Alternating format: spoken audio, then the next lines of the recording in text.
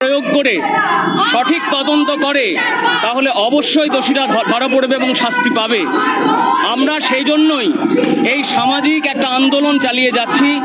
রাজনীতির ঊর্ধ্বে সমস্ত মানুষ একত্রিত হয়েছে এবং এই চাপ প্রশাসনের উপর, প্রশাসনের সর্বোচ্চ স্তরে যাতে পৌঁছয় এই আওয়াজ, আমরা সেজন্য কন্টিনিউয়াস পথে আছি। আজকে হয়তো পার্টিকুলার শিক্ষকরা এসেছেন, কিন্তু এরা নানান সংগঠনের সঙ্গে, অরাজনৈতিক সংগঠনের সঙ্গে পথে নামছেন প্রায় প্রতিদিন।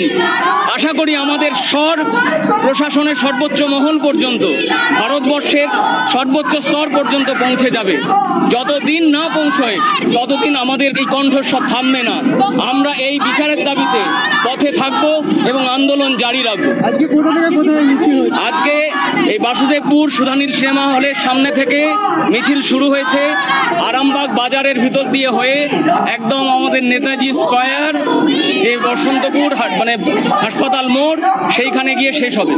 আজকে কি শুধু বিভিন্ন স্কুলের শিক্ষক না কলেজের সমস্ত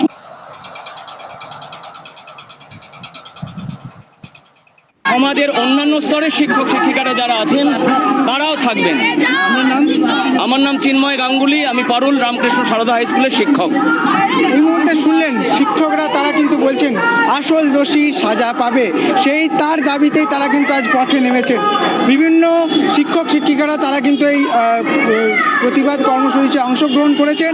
একেবারে আরামবাগের বাসুদেবপুর মোড় থেকে কিন্তু এই কর্মসূচি তাদের কিন্তু শুরু হয়েছে। আমরা সেই চিত্র সরাসরি তুলে ধরছি আজ বাংলার পর্দায়। একেবারে কিন্তু আরজিকর কাণ্ডের প্রতিবাদে শিক্ষকরাও, সেই চিত্র একেবারে কিন্তু দেখা গেল আরামবাগ শহরে।